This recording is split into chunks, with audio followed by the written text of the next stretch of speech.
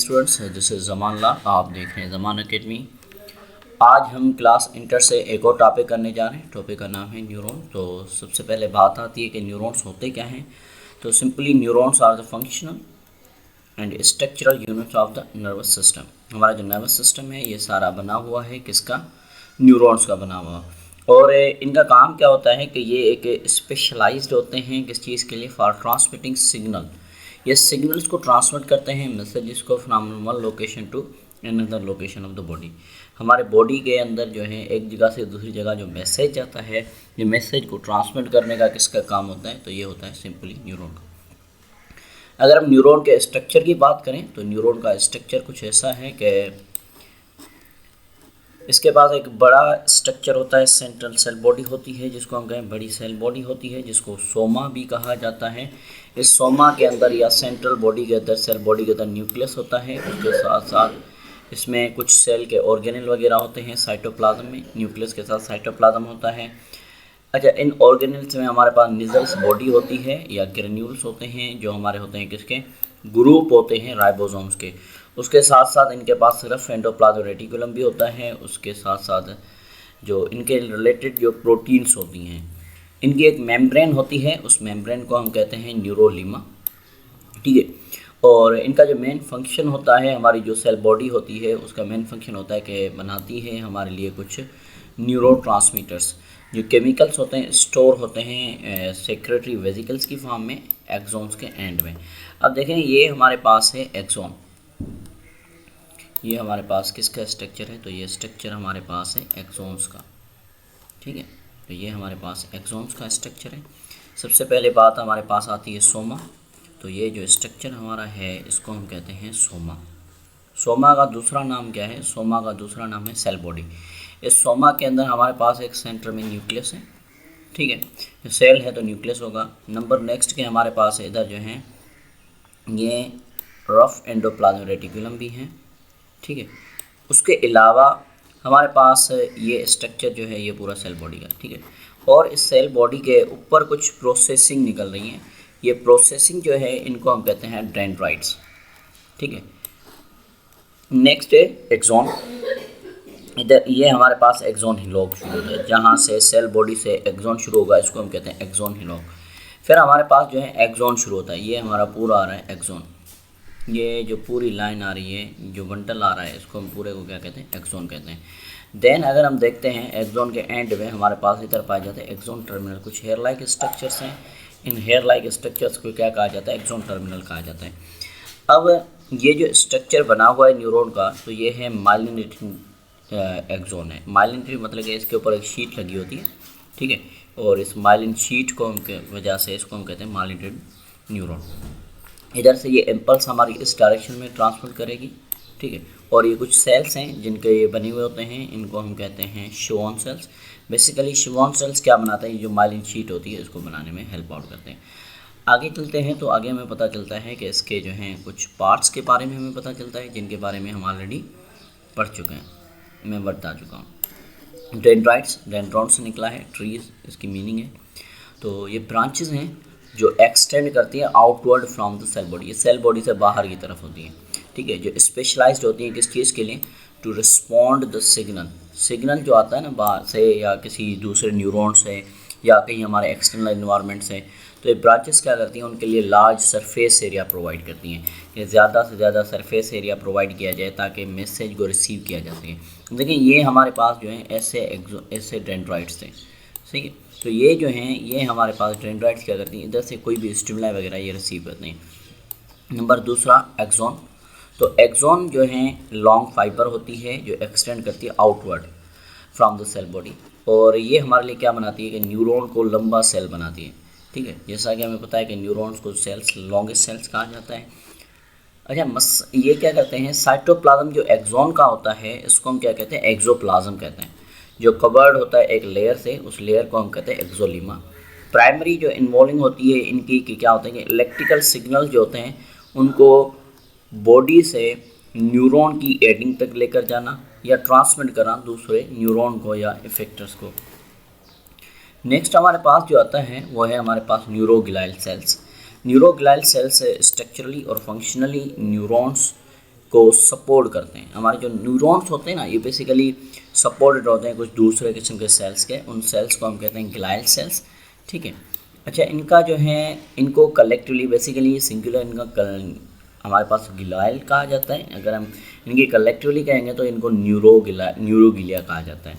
ये सर्व क्या करते हैं, इनका फंक्शन क्या होता है, तो इनका फंक्शन होता है supplying the neuron with the nutrients. Neuron को न्यूट्रिएंट्स वगैरह इनका काम होता है प्रोवाइड करना। उसके अलावा इनका दूसरा काम होता है कि जो वेस्ट प्रोडक्ट वगैरह बनती है उसको रिमूव करना। नंबर तीसरा काम इनका क्या होता है कि ये एक्सोन को गाइड करते हैं, एक्सोन को बताते हैं कि कहाँ पे माइग्रेशन करनी है और कहाँ पे जो है immune system, immune function provide करना है। न्यूरोगिलाइल हमारे पास जो है दो किस्म के होते हैं, एक होता है शिवॉन सेल, दूसरा होता है ओलिगोडेंड्राइट सेल्स।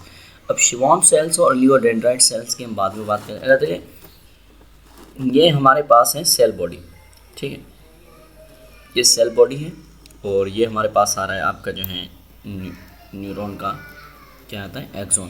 अब इसके ऊपर कुछ कवरिंग होती हैं और उस कवरिंग को हम क्या कहते हैं, माइलिन शीट कहते हैं, ठीक है। माइलिन शीट जो है, इन दोनों के बीच में एक गैप है, अगर आपको नज़र आ रहा हो तो इन दोनों के बीच में ये गैप है। इस गैप को हम कहते हैं नोड ऑफ रणवीर, ठीक है, नोड ऑफ रणवीर।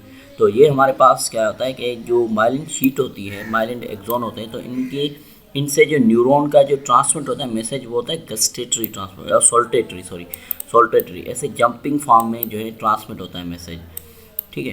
तो इस जंपिंग फॉर्म वाले को हम कहते हैं saltatory transmission of neuron nerve impulse, ठीक है। तो इसमें से क्या होती है, इम्पल्स ऐसे हमारे पास ट्रांसमिट होती हैं।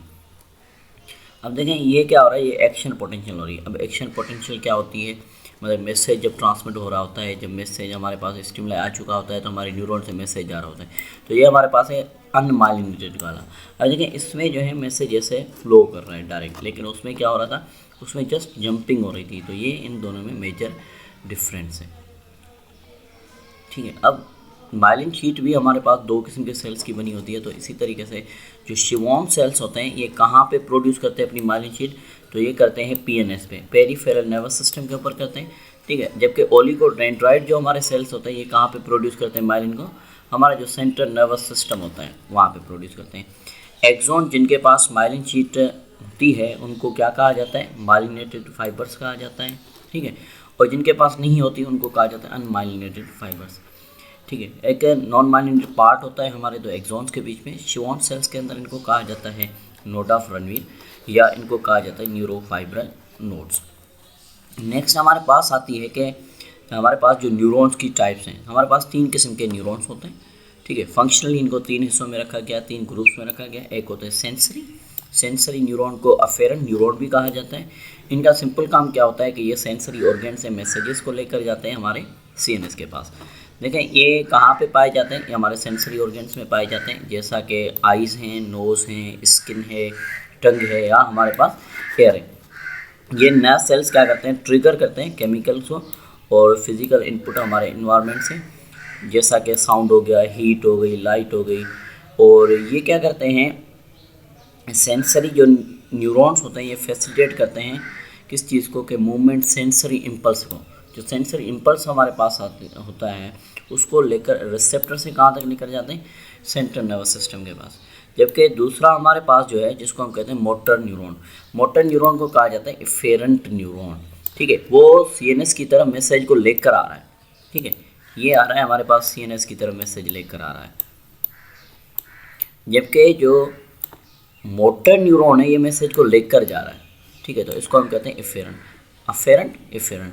अच्छा, उसके अलावा नेक्स्ट हमारे पास क्या आता है कि इनका काम क्या होता है, ये फैसिलिटेट क्या करते हैं, ट्रांसमिशन करते हैं मोटर इम्पल्स को, कहाँ से, सेंट्रल नर्वस सिस्टम से इफेक्टर के पास। तो ये किसके पास लेकर आ रहे हैं, ये लेकर आ रहे हैं हमारे पास इफेक्टर के पास। और वो कहाँ से लेकर आ रहा था, ये लेकर आ रहा था रिसेप्टर से। अब ये न्यूरॉन हमारे पास मेजर रोल किस चीज़ में अदा करते हैं, एक तो वॉलंटरी और दूसरा इनवॉलंटरी मूवमेंट में।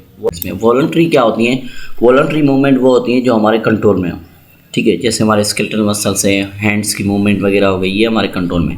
इनवॉलंटरी वो होती है जो हमारे कंट्रोल में नहीं होती, जैसा कि हमारे पास जो है डाइजेशन का होना हमारे स्टमक में, या इसके अलावा और भी बहुत सारे फंक्शन जैसे कि ब्लिंकिंग ऑफ आइज़, हिकअपिंग वगैरह, तो इनमें भी ये हमारे पास हेल्प आउट करते हैं। अब देखें ये हमारे पास है सेंसरी सेंसरी न्यूरॉन कहाँ पे लगा होता है भाई, इधर हमारे पास कोई रिसेप्टर होगा, ठीक है, रिसेप्टर्स के बाद इसकी डेंड्राइट्स होंगी, इधर से मैसेज जनरेट होगा, जाएगा हमारे एफेरेंट के थ्रू किसके पास जाएगा, सेल बॉडी के पास जाएगा।